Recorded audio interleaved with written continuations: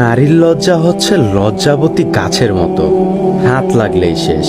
সেটা স্বামীর হাত হোক বা অন্য পুরুষের হাত। এই হাত লাগা শুধু শারীরিক স্পর্শ না, পুরুষের সঙ্গতাও নারীর লজ্জা কেটে যায়। যে মেয়ে যত বেশি পুরুষের সংস্পর্শ যাবে তার লজ্জা তত কমে যাবে।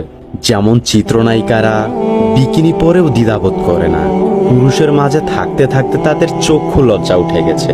কনজারভেটিভ ফ্যামিলির মেয়েকে ওড়না ছাড়া দাঁড়াতে বললেও সে লজ্জায় মরে যায়। ইদানিং ফেসবুক এই লজ্জা নিবারণের ভূমিকা পালন করছে।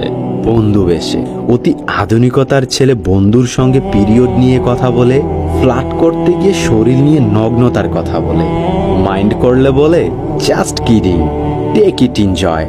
ইজিলি নিতে নিতে এই অশ্লীলতার বিষয়গুলো আর অশ্লীলতা থাকে না।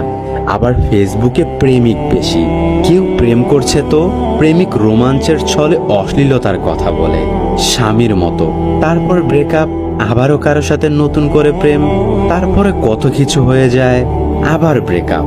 লজ্জা শরমের মাথা খেয়ে মেয়েটি একসময় নির্লজ্জ হয়ে যায়। প্রেম নারীর লজ্জাসীনতাকে গ্রাস করে পুরুষকে সব বিলিয়ে দিয়ে যায়। নারীর কাছে পুরুষের উপস্থিতি অনেকটা ইয়াবার মতো।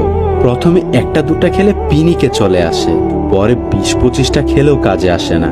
বাস এক সময় পুরুষের প্রতি ফিলিংস কাজ করে না। প্রেমিকের ভালোবাসা তার কাছে পানসে লাগে। একটার পর একটা পুরুষ বদলাতে থাকে, কিন্তু তার মন কোনোভাবেই স্থির হতে পারে না। জানাশোনা শেষ হলেই আর ভালো লাগে না, বোরিং লাগে। কারণ ডিফারেন্ট টেস্ট নিতে নিতে ভালোবাসার অনুভূতি যে শেষ হয়ে গিয়েছে।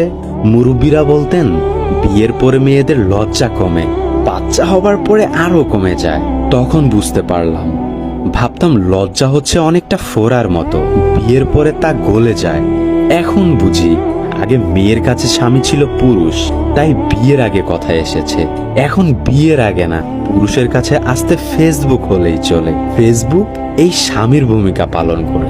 বিশেষ দ্রষ্টব্য, কথাগুলো শুনে যদি কারো গায়ে লাগে তাহলে আমি বলবো ভিডিওটি আবারও দেখুন। আর হ্যাঁ, এই কথাগুলো যাদের গায়ে লাগবে, বিশেষ করে তাদের জন্য এই কথাগুলো। মহান রব আমাদেরকে তার প্রেমের প্রতি আসক্ত হওয়ার তৌফিক দান করুন। আমিন।